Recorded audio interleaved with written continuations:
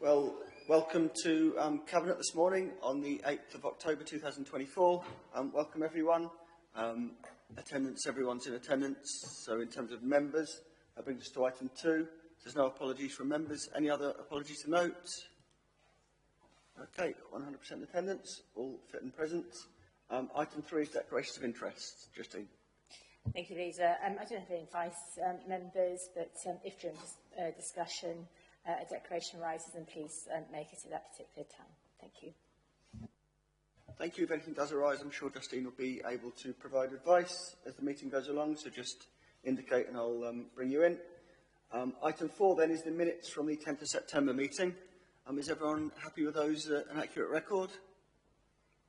Any questions from those minutes? Okay, they're carried. Item 5 is updates on actions. I'm looking at the report, there's none outstanding. Thank you to officers for keeping that up to date.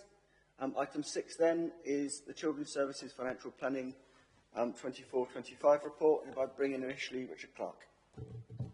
Thank you, Leader.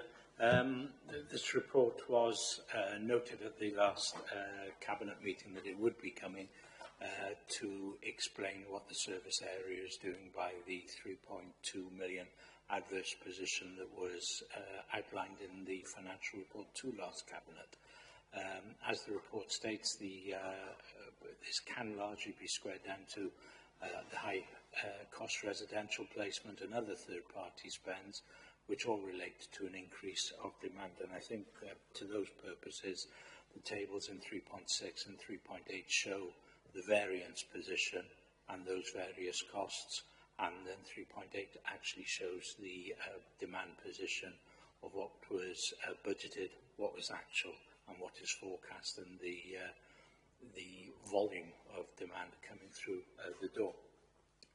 As indicated at the last meeting, and what this report also represents, the work obviously has commenced for short-term measures to deal with the here and now, and to develop longer-term strategies to make this service sustainable, because this is something that cannot endure year on year on year.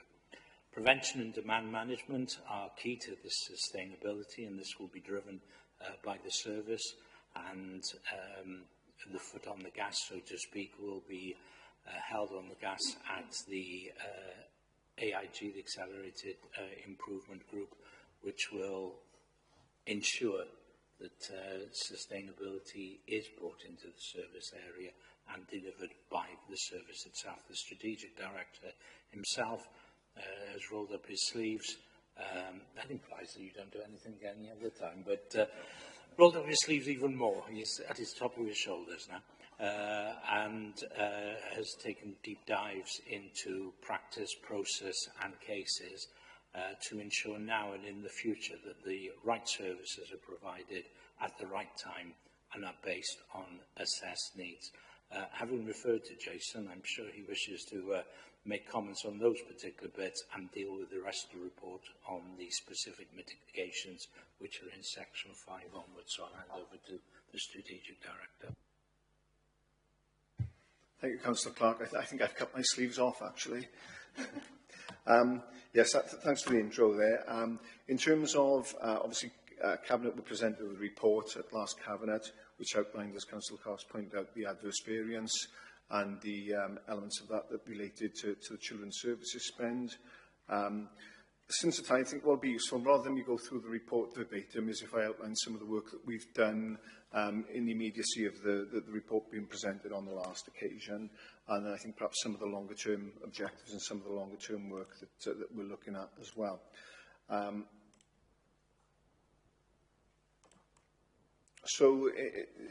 As Councillor Clark said, I think in terms of rolling sleeves up, I think the whole service area has sort of come to the front in many ways to try and counteract the immediate position we're in.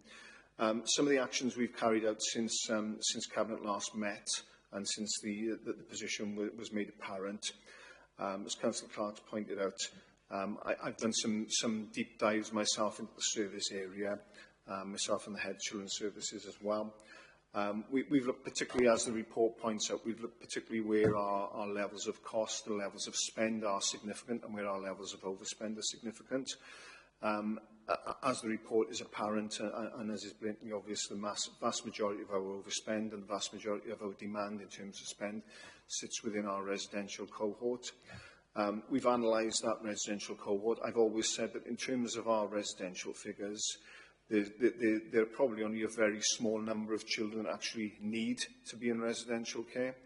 A number of other children who come into residential care are generally either short-term, or we plan for them to be short-term in residential care, or because there's no other alternative provision available at that particular time.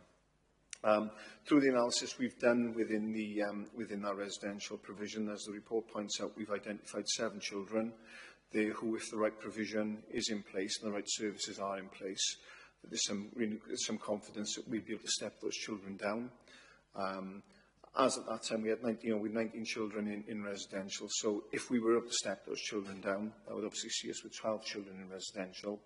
The figures in terms of how we would step, the figures or the impact of the figures, financial figures on those 7 step down are there within the report. For me as well, in terms of a longer-term objective, we want to continue to impact upon a reduction of our residential cohort, not just from in terms of a cost element, but we know generally that children who enter residential care generally don't have good outcomes and generally bounce around within the system. And to that end as well, the report mentions, and Cabinet will be aware of the development of our own in-house residential provision, which comes into place in November. And again, in terms of step down there, there'll be some financial savings as a result of that. But again, that gives us greater control of a quality service and an ability to step down children and move children out of residential by seeing that as a stepping stone back out into families or back into some form of rehabilitation in the community.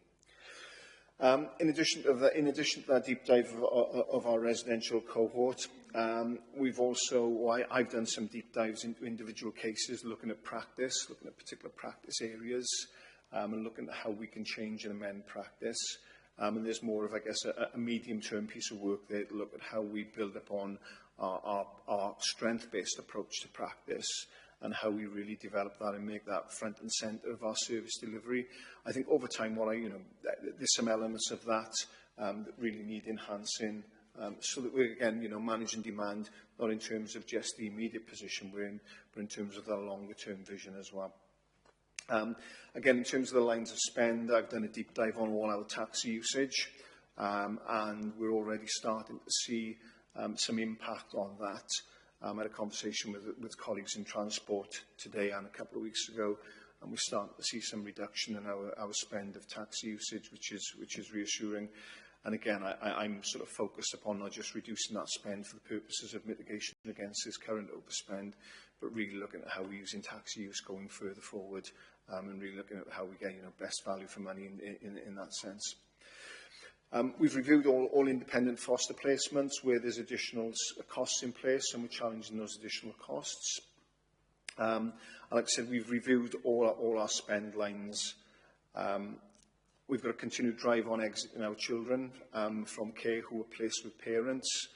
And whilst this won't have any significant impact on the immediate cost or the immediate financial position, obviously what that's going to do then is continue to decrease demand and increase capacity. And with that reduction in demand and that increase in capacity, we can make sure that we're focusing our energies on the right areas.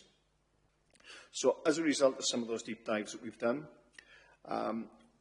what I've implemented is I've heightened our approval process for spend and for ratification of spend. So for taxi usage, for example, I've increased that to be a service manager, a group manager sign-off, rather than within teams and team manager sign-off.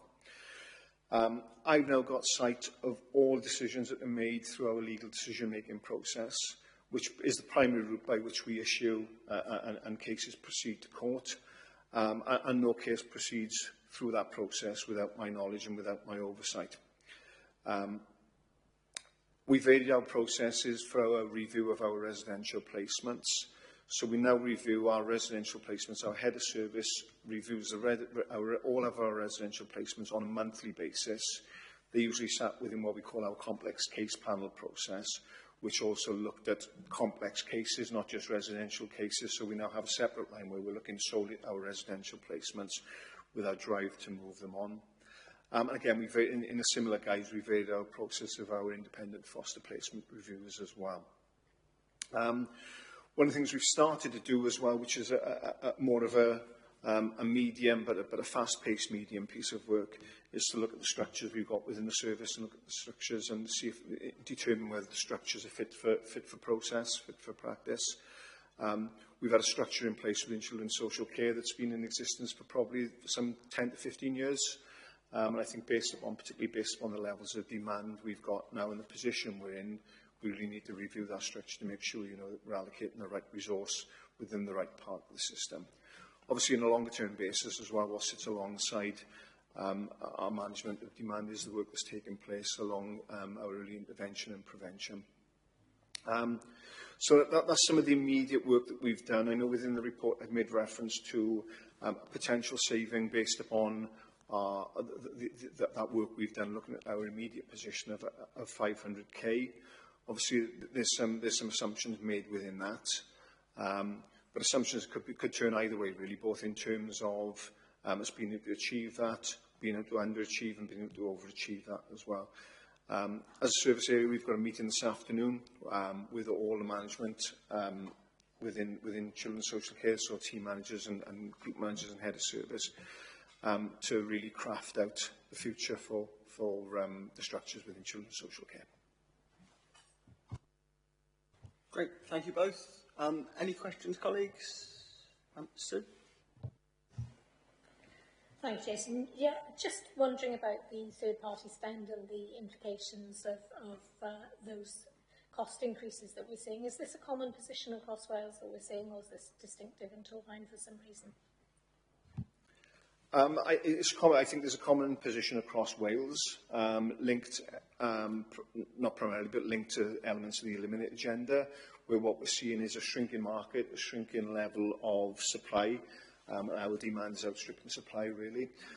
So we're seeing private providers, I think, almost chasing the back for the next 2 years, before the Eliminate agenda comes in and before private or profit-based organisations can no longer operate in 2027. So we're seeing a shrinking of the market and an increase in costs. That said, I still think our key issue is around the level of demand in terms of the demand we are placing upon the need for residential provision as well. So it's a bit of a mix of both, really. Thanks. Fiona? I just wanted to mention the bungalow where we now have our first children's residential home. I went to visit it. It's fantastic to see it. It actually brought a tear to my eye. I see that it actually puts in the report that there's a potential saving in the future, which is obviously really positive. But I just want to really say how important these kind of homes are, which I know that you'll agree, because it's detrimental to put a child into care, because it's I think one of the things you said in a meeting before, it's one of two evils to some degree, not that I'm quoting you specifically there, Stephen, but it's harmful. So at least if we can keep them in their homes and close to their communities and their connections, their networks, then that is a huge benefit. So I think that the council should be commended, and for the journey that I started with you on that, as to how difficult it was to eventually get to. So well done. Absolutely, yeah. It's been a very long journey, I think, and obviously our vision going forward is to have more residential provision within the authority that is ours, that we have control over. Obviously, what I want ultimately is the least usage of residential that we can possibly have. So I think there's a level of cautiousness, because we don't want to build up massively, because I think if we have residential placements, we will use them. But it's about getting the right balance, the right fit for our cohort that need to be in residential. Thanks, Fiona. I think that's a great reminder that this is about people as well as about money, and how you get that balance right, I think, is an important thing. From a finance perspective, obviously that cuts on into my portfolio. I see across Wales the pressures that are on children's and adult services, so we're no different in that respect. And it's good that we're looking to address this calmly but in a determined way, and working across the council to try and address the level of projected overspend this year. It's something that other councils have perhaps had more experience in doing in previous years, but this is the first year that we've really been in this position. But I think by addressing it early and by having those repeated reports to Cabinet and that ongoing work within the Council and across the Council, that's the right thing to take it forwards. Because I think it's not just about more money, is it? It's about finding more sustainable solutions for our most vulnerable young people in a way that improves their experiences, as Fiona said, and their life outcomes. I know we've worked very hard to bring looked after children numbers down. Table 3 in this report shows we've got more work to do there, to do that in a safe and sustainable way, but also to improve those outcomes and, as has been said, sort of to avoid the situation where children have to be taken into care. I look forward to further reports as the recommendations say on this as the work continues. And just a big thank you to members and officers who have been working hard on this. My question would be in terms of timings. We've got a Cabinet on January the 3rd. Would that be the best time to next report back on this work to Cabinet, do you think? Or is that, I want to get the balance right between keeping the focus but not sort of keep, making new service reports all the time. Would January the 3rd be the appropriate one, do you think, Nigel? From my point of view, yes, Leader. I think that there's work that's taking place now at pace through the AAG, as Councillor Clark has mentioned, and I think we can, in terms of both, we can determine the position we're in at that point in terms of the spend recovery, but we can also highlight the position we are in terms of changes to any level of provision or any structures within the service area as well. I think in terms of a standalone children's report, probably January does feel about right. It will feature though as part of budget reports in the run-up to that, because that's the biggest challenge here, is making this not an issue at this level for 25-26. That's good, yeah. It's separate budget reports, obviously, but yeah, we have a report specifically back on this in January, and obviously between then the work can continue, because, as Nigel said, that the important thing in many ways is that this doesn't sort of become a recurring problem, so that we have to find savings from elsewhere in the Council for 25, 26 and beyond. Okay, any more questions? Okay, are we okay to go to the recommendations? Then at paragraph 8.1, it's recommended that Cabinet note and approves, firstly, the work being carried out within the service and beyond to achieve a level of financial recovery, and secondly, that further update reports will be provided to Cabinet outlining ongoing work and impacts related to financial recovery and longer-term demand management. Show of hands in favour? That's carried. Thanks, Jason, and thanks, Richard, for your continuing work on that, and everyone else involved too.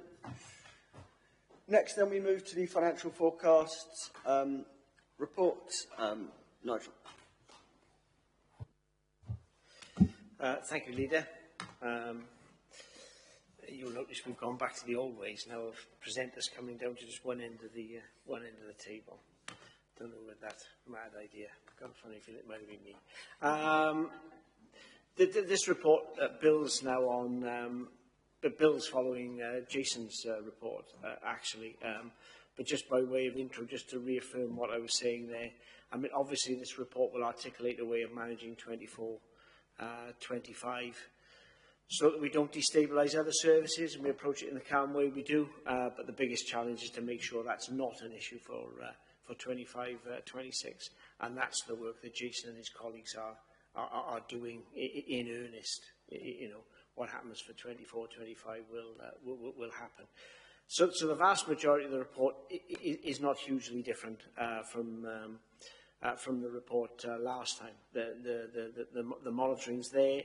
It's moved marginally, mainly in relation to adults and communities, which is positive. Economy and environment still is encouraging, with a relatively small adverse variance, and all the efforts of the colleagues in economy and environment need to be recognised, because that's not a pattern that's been there before. So I won't repeat all of that, all the mitigations, the reserves are there for information. I'm going to jump straight to what's new in the report, which is section 5, and how we manage the adverse variance. Obviously, Jason's talked at length around the Children's Services Recovery Plan, and there is an awful lot of effort going in, not just in children's but across the council. It really is it's a corporate issue which we've all got to address. We think, or Jason's report indicated, that for 24-25 that may yield a £500,000 reduction on this variance, and 5.2 captures that. It's also not unreasonable to assume that adults and communities will address their variance by the year end, and similarly economy and environment. So that could take another £500,000 off this variance. So combined, that's £1 million. Then we look at those budgets that we've got, contingency budgets. They're outlined in 5.3. We've got a general contingency, which still has an uncommitted balance of nearly £500,000. We could earmark that. And from the pay contingency, given soundings from Welsh Government, that there may be another 170,000 in there that we can use to earmark. None of these are without opportunity cost, but they are sensible ways of just trying to look at what we've got. That's another £650,000. Once we've done those, we think of reserves. I've already communicated to Jason that his Children's and Family Service-specific reserve has to be completely earmarked for this purpose. Obviously, that impacts on their ability to then manage things over a number of years, but there it is, we've got to use that. And that then just sort of gets the variance down to around £500,000 that would hit either the general reserves or other reserves that we will look at the year end. If members are minded to go along with my recommendations on that, that means we don't destabilise the rest of the council. It carries an opportunity cost, and it does erode slightly into our financial resilience. But at the end of the day, that's why we built some financial resilience up, to help when we have issues like this. I think it's absolutely, totally counterproductive to just go around other services and say, I want X or I want Y at this particular point in time. Obviously, I'll encourage all my colleague directors to exercise financial restraint where it's possible, or holding vacancies where it's possible, and obviously limiting non-essential expenditure. But I will leave that to their judgment rather than setting any corporate requirement. And if we agree on that, I think we've got a way, providing the situation stays as it is or comes down, of managing our way between now and the year end, and then allowing Jason to put all his focus, with all of us helping, into 25-26, which I think is the biggest challenge. I mean, the leader referred to calmness. It's something I've always sort of tried to bring to finances, whether it's budget time or whether it's monitoring, and I think that's manifest in this report. Happy to take any questions. Thank you, Nigel. Yeah, I just very much agree that the calm, the determined way to approach it is the best one. Agree with the point about not destabilising, if I can say the word, without destabilising myself, other services in year, and to get it resolved within this year so that other services aren't affected. Very much welcome the progress in adults, and again the position across the rest of the council, which makes the situation more manageable. I feel these are sensible steps to resolve the position, and yeah, I commend the recommendation to colleagues. Any questions? In that case, are we happy to pass the recommendations at paragraph 6.1? It's recommended that Cabinet firstly notes the updated financial forecasts, and secondly approves the proposed outline measures in paragraphs 5.3 and 5.4. Show of hands. All agreed. Thank you for that, colleagues. So we're on to item 8, which is the Public Health Wales Act 2017, licensing special procedures. If I hand over initially to Mandy on this one, I think. Yeah, thank you, Leader. Members, this report relates to the introduction of a licensing scheme for practitioners of acupuncture, body piercing, electrolysis and tattooing in Wales, otherwise known as special procedures. You'll be aware of widely reported health effects associated with special procedures performed using unsafe or unhygienic practices. In response to inadequacies in the current regulatory system, Welsh Government has introduced legislation to require compulsory licensing to strengthen controls in place and make procedures safer for those who seek to undergo them. To implement the legislation in Torfaen, the Council has to ensure enforcement powers are appropriately delegated and to agree a local fee structure for the licensing regime, which this report seeks to achieve. So I'll now hand over to Jason Austin, the Food and Health Protection Manager in Public Protection, to take us through the report. Thank you, Jason. Thank you, Leader. Councillor Owen. So this report relates to new legislation expected to come into force in November this year. It will require the licensing of special procedures in Wales. So these procedures are defined as acupuncture, body piercing, electrolysis and tattooing, which includes semi-permanent makeup, also known as microblading. The current legislation does not require licensing of these procedures, although there is a non-mandatory registration scheme in place. This legislation has been proved to be ineffective in ensuring a consistent approach by all practitioners in Wales to operating safe working practices or infection prevention and control procedures. The proposals have been in development for some time, aimed to address some of the issues that you may have seen reported in the media, arising from disfiguration and other complications arising from unsafe working practices.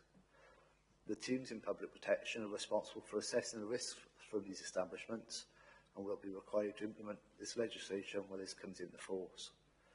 Updates on the new legal requirements were presented to the Statutory Licensing Committee on the 28th of November 2023, along with a member seminar which also took place earlier this year.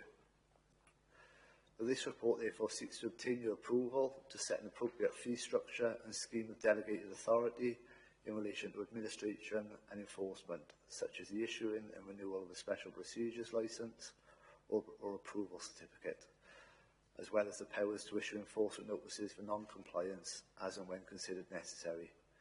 These delegations will be consistently sought across Wales. In terms of the fees, these have been developed and agreed nationally with the aim of each local authority adopting unified fees. And they'll be reviewed within a year and subsequently every 3 years. These fees consist of an application and a compliance fee and cover the administrative costs as well as the operation of the licensing scheme, in which advice and support will be routinely provided to applicants as well as responding to complaints. All income from fees are expected to cover the expenditure of running the scheme and should be cost neutral to the authority. In preparation for the implementation of the licensing of special procedures, practitioners are currently being signposted to newsletters, being given an opportunity to attend a webinar delivered by the team, and officers are also working closely with adult community learning, assessing examinations that practitioners are required to undertake on infection prevention and control. So that concludes my report, and I'm happy to take any questions. Thank you. Thank you, Jason. Thank you, Mandy. Any questions, Sue? Thank you, Jason. Just wondering about the recovery costs through fees. Will the fees fully cover the costs both of administration and any enforcement that might be needed? Thank you, Councillor. Yes, based on the fees at the moment, we believe that the fees will cover the costs. Like I say, we're expecting to be cost neutral, although with enforcement there may be additional costs we may have to consider, but they will be reviewed after a year and obviously 3 years. And I think we'll probably learn a lot from other local authorities. This is an all-Wales approach, so I'm sure that we'll start to learn from other authorities who may have taken enforcement and get an idea of cost to better prepare ourselves really in a year's time and as we go along. Thanks, Peter. Thank you, Leader. I'm just curious, really. You say you're in touch with practitioners. How big is the sector in Torfaen? Thank you, Kent. So I think at the last count we had 50 businesses and 80 registered practitioners in Torvine and the team are currently working with practitioners again to review our database to identify anybody that has gone, anybody new that is setting up, and just to make sure everyone's updated and receiving the information. So that is currently taking place at the moment to know how big the job will be, really. Thank you. Okay. Any more questions, colleagues? No, it's okay. We move on to the recommendations. Sorry, Leader. Online we have Councillor Daniels. Sorry, Councillor Daniels. Yeah, no worries, that's okay. Yeah, mine's for information only as well, really. I note that it's missing so non-cosmetic surgical procedures like injectables and whatnot. I just wonder whether that's covered by some other kind of legislation that's either forthcoming or existent, really, because it feels like that's, you know, carrying the same level of risk as some of the things that this is covered by. And it does feel like the Wild West out there at the moment, and I want, so it's for information really, whether there's anything down in the pipeline coming along to better safeguard that particular aspect of this as well. Yes, thank you, Councillor.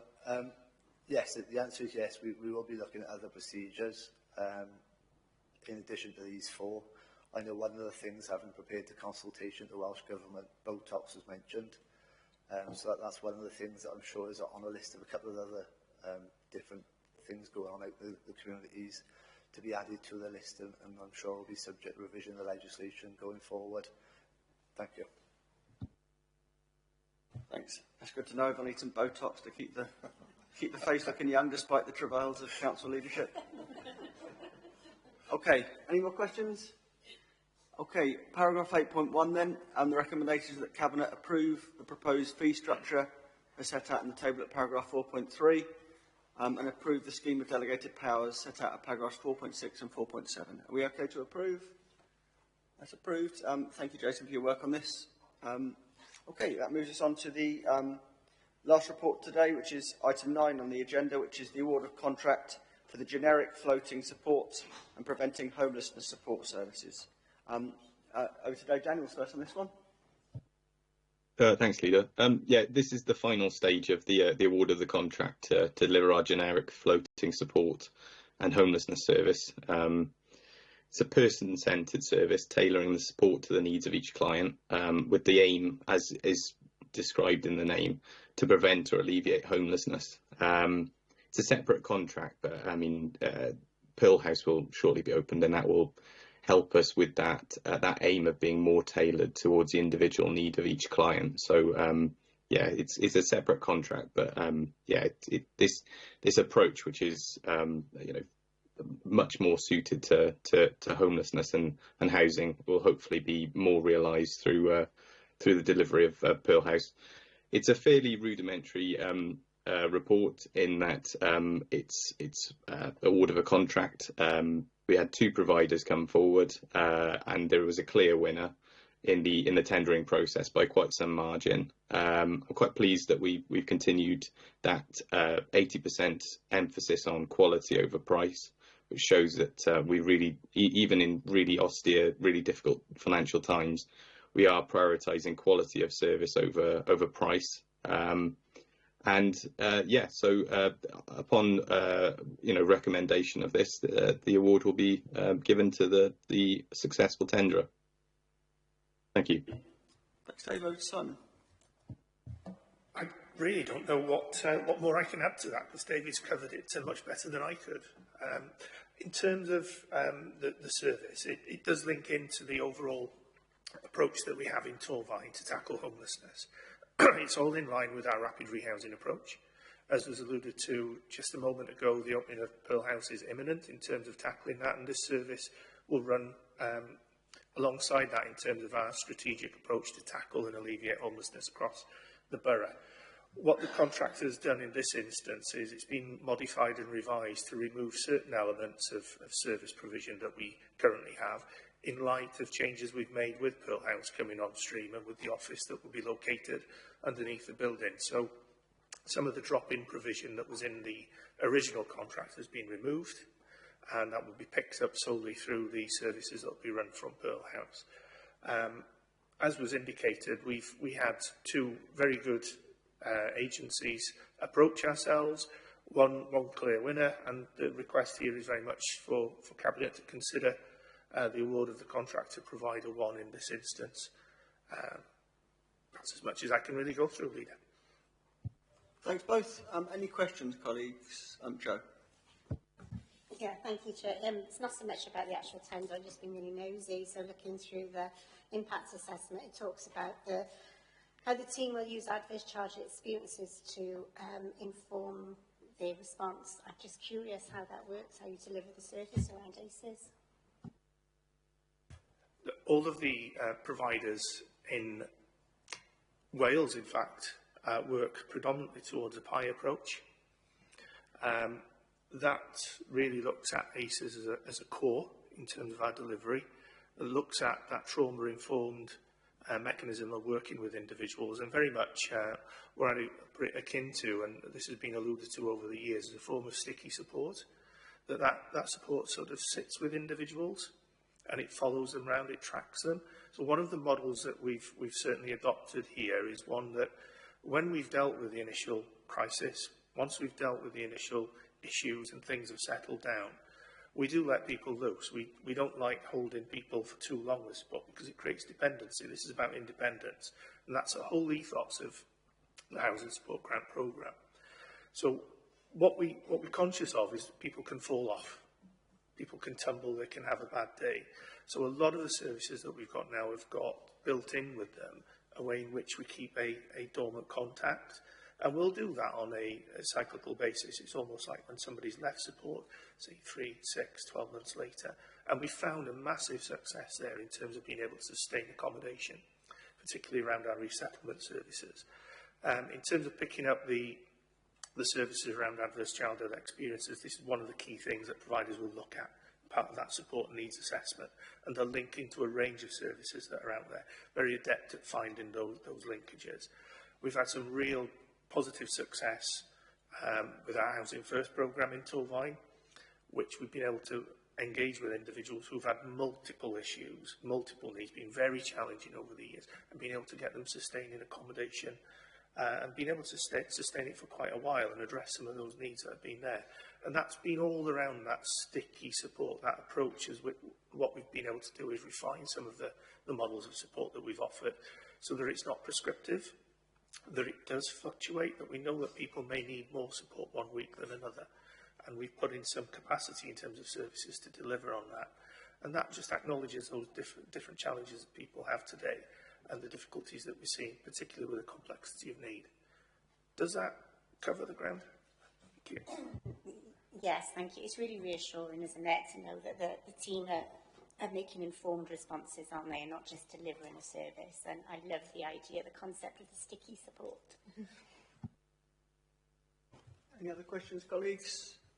I just wanted to echo what Councillor Daniels said in welcoming the quality emphasis of the tendering process on this, and being really assured by the strategic approach that you both outlined this morning. I think we're lucky in Torvine to have a really determined team who are doing everything they can to support. Of course, homelessness is the kind of service that very often we only hear about when things aren't going right, or perhaps when someone's not engaging with the service. But I know the difference you make to people's lives is very much appreciated here. I really look forward to the Pearl House scheme opening, so I think that can really sort of help us step up the service we can provide to people who've had difficulties with their housing situations. We talk about early intervention prevention a lot, which is a cue for me to mention the discretionary housing payment scheme that we have in Torvine, that Revenues and Benefits administer, working with other teams. I think that's an example of a service that helps stop people drifting into housing crisis and therefore prevents homelessness. So very much welcome the work that the team does on that service. Again, it's one that's usually behind the scenes, it's confidential by its nature, so we don't get to shout about it and have pictures taken, but it transforms people's lives, so that's very much welcome too. I just welcome the compassionate approach across the council that's taken and that's outlined in this report and in the comments you've both made this morning, so thank you for your hard work. Any more questions, colleagues?